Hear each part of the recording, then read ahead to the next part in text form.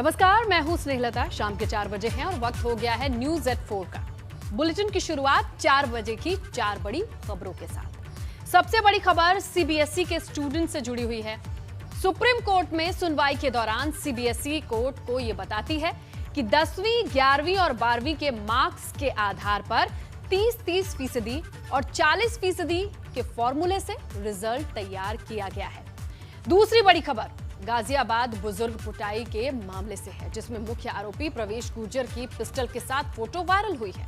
जबकि इस मामले में पुलिस ने इंतजार और बोना उर्फ सद्दाम नाम के शख्स को गिरफ्तार किया है। तीसरी बड़ी खबर सीएम योगी के गोरखपुर दौरे से है, जहां उन्होंने जनता दरबार से लेकर रेहड़ी पटरी वालों के लिए कोरोना वैक्सीनेशन का जायजा लिया। चौथी बड़ी खबर कानपुर से पार्षदों और अधिकारी की भिड़ंत देखने को मिली। नाराज पार्षदों ने एक अधिकारी को अपमानित किया है।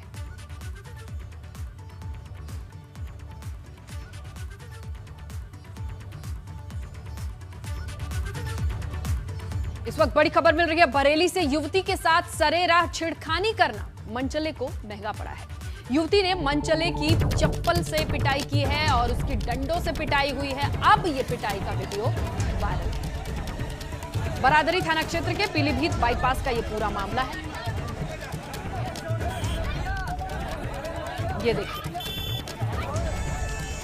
मनचला छेड़खानी कर रहा था, लेकिन भीड़ ने उसे सबक सिखाने की ठानी।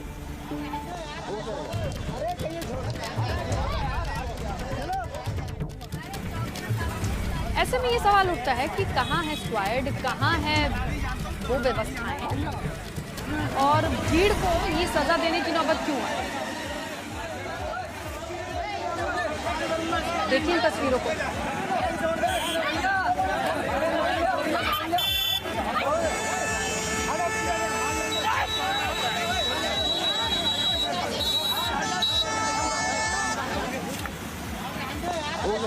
अरे कहिए छोड़ चलो।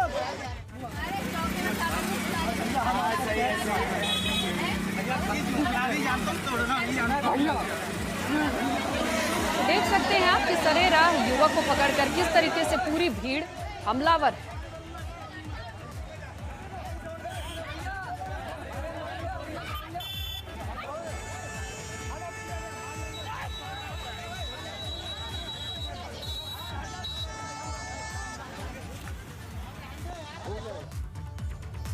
उत्तराखंड सरकार के 100 दिन पूरे होने पर सीएम की प्रेस कॉन्फ्रेंस चल रही है। सीधे लिए चलते हैं।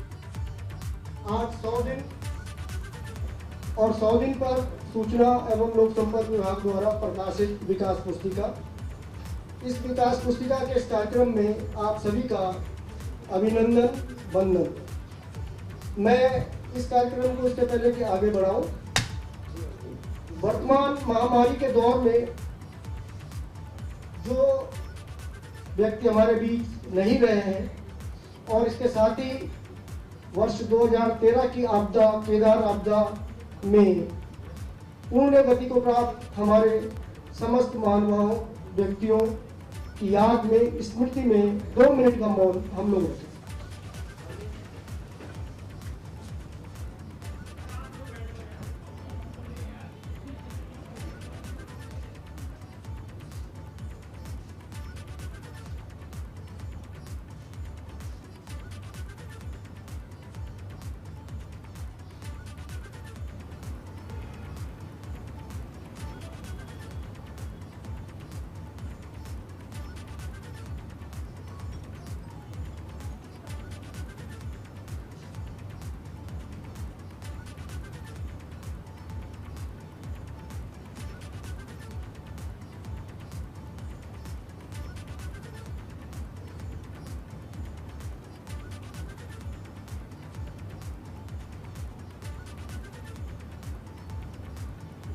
ओम शांति शांति। मैं आज के इस कार्यक्रम के मुख्य अतिथि परम सम्मानित प्रदेश के मुख्यमंत्री श्री तीरथ सिंह रावत जी से निवेदन करूंगा कि सेवा, समर्पण और विश्वास के 100 दिन और इस अवसर पर प्रकाशित विकास पुस्तिका का विमोचन करने का कष्ट करेंगे। माननीय मुख्यमंत्री।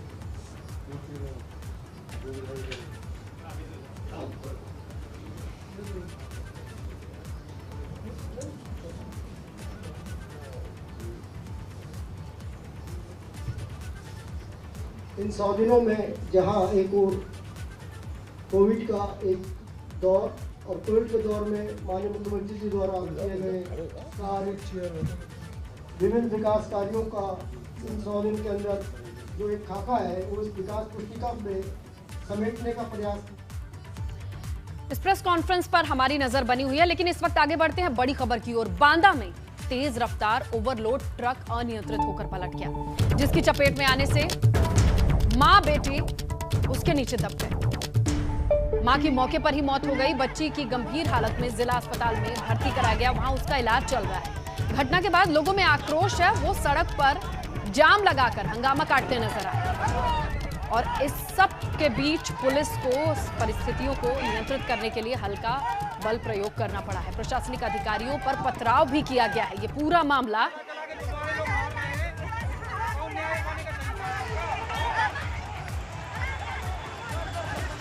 तो ये तस्वीरें हैं दोनों आपकी टीवी स्क्रीन पर, जहां पर महिला की मौत के बाद लोगों में आक्रोश। आपको बताएं कि अनियंत्रित तेज रफ्तार ट्रक के नीचे दबकर मां बेटी घायल हुए, जिसमें मां की तो मौके पर ही मौत हो गई, बेटी का इलाज चल रहा है। इस पूरे मामले पर लोगों के अंदर गुस्सा और पथराव करते हुए देखा गया, जहां पर पुलिस को भी मशक्कत करनी पड़ी इस पूरी परिस्थिति को काबू में पाने के लिए। हल्का बल प्रयोग करना पड़ा, लाठीचार्ज करते हुए देख सकते हैं लोगों को, लेकिन लोगों के अंदर का गुस्सा बातचीत से शांत नहीं हुआ। शव को रखकर हंगामा काटते नजर आए। कल उन्नाव में भी सड़क हादसे में 2 लोगों की जान गई थी, जिसके बाद पुलिस पर पथराव किया गया था। तो कुल मिलाकर बांदा में तेज रफ्तार ट्रक के पलटने के बाद यह स्थिति है, जहां पर महिला की मौत हो गई, जो बेटी है ट्रक के नीचे दबी, उसका इलाज चल रहा है, हालत गंभीर बताई जा रही है।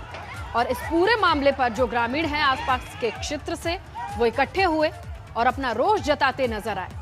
इस बीच पुलिस को भी बल प्रयोग करना पड़ा इस भीड़ को काबू में पाने के लिए। इस दरमियान पुलिस पर भी लोगों ने पथराव किया।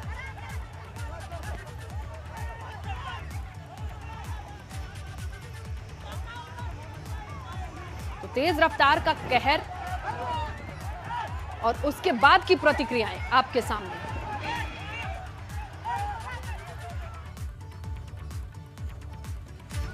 बात यही खत्म नहीं होती है। उन्नाव में भी बवाल हुआ था, जिसमें पुलिस के तौर तरीकों पर डीजीपी की नाराजगी के बाद कार्रवाई की गई। एसपी ने सदर कोतवाली के थानेदार समेत उन सिपाहियों को भी सस्पेंड कर दिया है, जो स्टूल डलिया लगाकर मौके पर दिखे थे। इसके साथ ही एडिशनल एसपी से स्पष्टीकरण भी मांगा गया है। ये देखिए,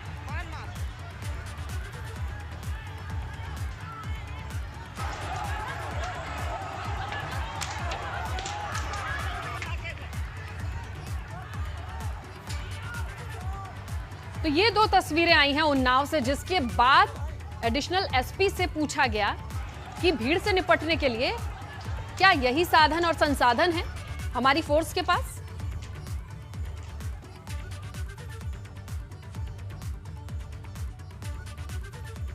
ये 1.5 साल पहले का वीडियो है। अभी तक जो प्रारंभिक जानकारी हुई है उसके अनुसार 1.5 साल पुराना वीडियो है, जिसको रंजिश के तहत प्रथम दृष्टया इसको वायरल कराया जाना सामने आ रहा है। अभी इस संबंध में कौन कंप्लेनेंट है ये आइडेंटिफाई नहीं हुआ है, तो वीडियो के आधार पर हम लोग इसको चिन्हित करके आवश्यक कार्रवाई करेंगे।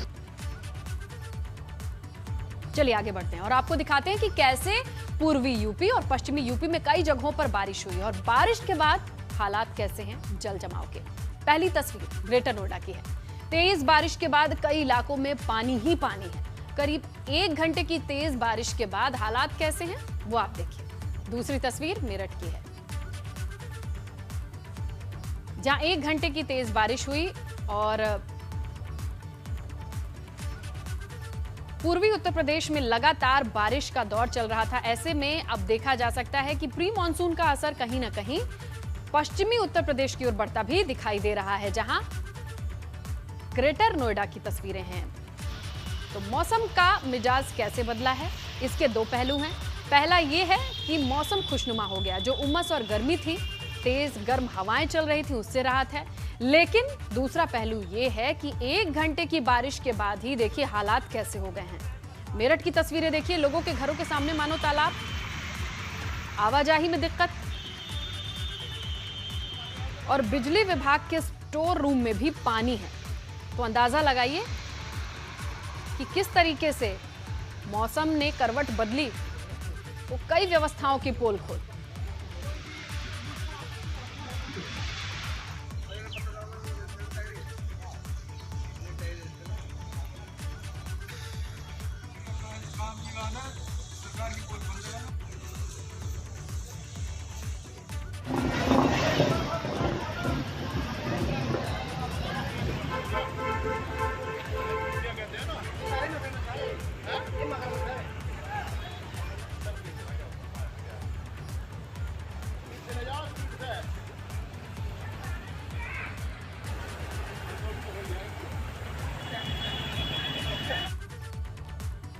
और प्रदेश में तमाम नदियों का जल स्तर लगातार बढ़ रहा है। हम आपको 3 तस्वीरें दिखाएंगे। पहली तस्वीर गोरखपुर में राप्ती के रौद्र रूप की।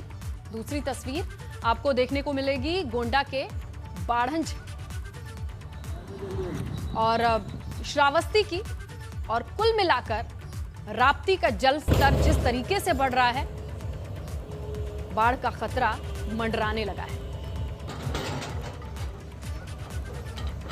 तो मॉनसून से पहले ही आई ये बारिश या वक्त से पहला आया मॉनसून ये भारी पड़ता दिखाई दे रहा है, जहां राप्ती का जल स्तर लोगों की चिंता का सबब है।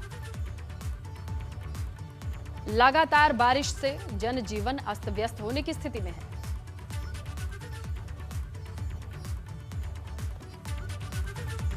चलिए सीधे लिए चलते हैं आपको उस प्रेस कॉन्फ्रेंस में जहां उत्तराखंड सरकार के 100 दिन पूरे होने पर सीएम तीरथ सिंह रावत कुछ कह रहे हैं। माननीय सुबोध उनियाल जी, मंत्री गणेश जोशी जी, हमारे सांसद राज्यसभा के माननीय नरेश बंसल जी, और जो हम सब के वरिष्ठ हैं और जिन्होंने उत्तर प्रदेश से लेकर यहाँ तक कभी हार नहीं देखी, ऐसे श्रेष्ठ विधानसभा के अध्यक्ष रहे, उत्तर प्रदेश में भी मंत्री रहे अपने आदरणीय हरवंश कपूर जी, और यहाँ के मेयर रहे, विधायक हैं माननीय विनोद चमोली जी, और हमारे सम्मानित विधायक मंत्री भी रहे खजानदास जी, अपने सम्मानित विधायक देवप्रयाग विनोद कंडारी जी, अपने सम्मानित विधायक अपने सहदेव पुनेरी जी, अपने सम्मानित विधायक उमेश शर्मा काऊ जी, अपने सम्मानित विधायक बिल्कुल मेरे पीछे बैठे हुए हैं और जो कि उत्तर प्रदेश में भी रहे और उत्तराखंड के अंदर लगातार कई बार, अपने वरिष्ठ श्रीमान मुन्ना सिंह चौहान जी, और अपने सम्मानित विधायक रुद्रपुर राजकुमार ठुकराल जी, और अपने विधायक हम सिंह जेड़ा जी, सभी सम्मानित हमारे वरिष्ठ कनिष्ठ और सूचना के डीजी चौहान जी, ने संचालक खंडोला जी, सम्मानित पत्रकार मित्रों बहनों, कोविड इस 1.5-2 महीने हमने काफ़ी जिला संघर्ष किया है और 10 तारीख को मार्च को मैंने शपथ ली। उस समय भी आपसे रूबरू हुए, 6-7 दिन काम करने का जैसे प्रत्यक्ष ससुरी, कई योजनाओं का भी मैंने सीधा निर्णय भी लिए, लेकिन उसके बाद स्वयं अपने आप में पॉजिटिव हो गया, तो फिर उसका पालन करना, गाइडलाइन का पूरी तरह से 17 दिन तक अपने ही कक्ष से आप सब लोगों से कई बार रूबरू भी हुआ और वर्चुअल भी मैं जिलों की मीटिंगें लेता रहा। सभी विभाग उस समय मैंने उनकी समीक्षा बैठक ये उसी बीच मैंने किया। जहां गाजियाबाद बुजुर्ग पिटाई मामले में मुख्य आरोपी की फोटो सामने आई है। वायरल फोटो में मुख्य आरोपी प्रवेश गुर्जर पिस्टल के साथ दिखाई दे रहा है। आपको बता दें कि गाजियाबाद के लोनी में बुजुर्ग अब्दुल समद की पिटाई का वीडियो वायरल हुआ, जिसके बाद अब इस पूरे मामले की परत खुलनी शुरू है।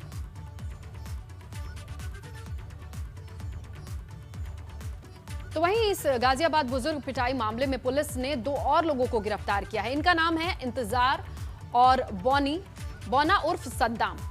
आरोपी सद्दाम ने माना है कि ताबीज के असर को लेकर ही विवाद हुआ था। वहीं पुलिस का कहना है कि बार बार बयान उसके बदलते जा रहे हैं और अब जांच जारी है। इसमें मूर्ति खोलियो, देख भाई।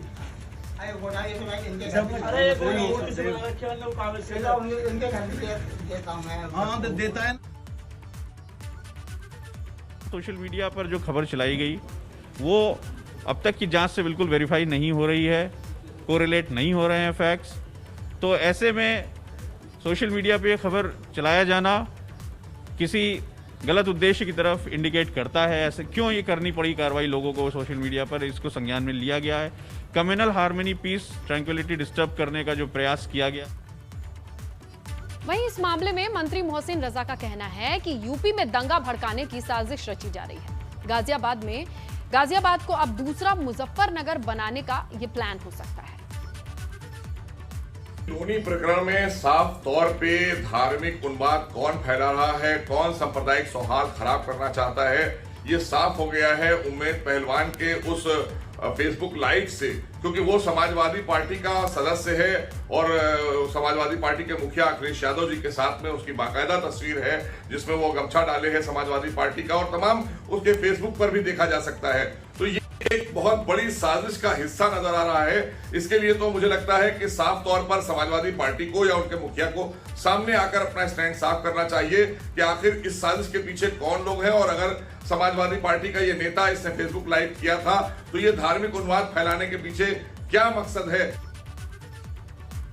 वहीं एडीजी कानून व्यवस्था प्रशांत कुमार ने कहा कि सोशल मीडिया अफवाह फैलाने और धार्मिक जातीय भावनाएं भड़काने का बड़ा जरिया बन चुका है और इन दिनों ज्यादातर लोग सोशल मीडिया का दुरुपयोग कर रहे हैं, जो कि चिंताजनक है। ये जो कुछ दिनों से ये माहौल रहता है कि हम गलत पोस्ट करके अफवाह फैला दें, जिससे जातिगत, सांप्रदायिक या गलत सूचनाएं फैलाने का जो ट्रेंड है वो भी हम लोग देखते हैं और इस पे भी लगातार कार्रवाई की जाती है। जैसे कि पिछले 1 वर्ष में लगभग हम लोगों ने 1107 ऐसे मुकदमे दर्ज किए हैं जो कि या तो भ्रामक सूचनाएं फैलाने से संबंधित है या सांप्रदायिक सौहार्द बिगाड़ने की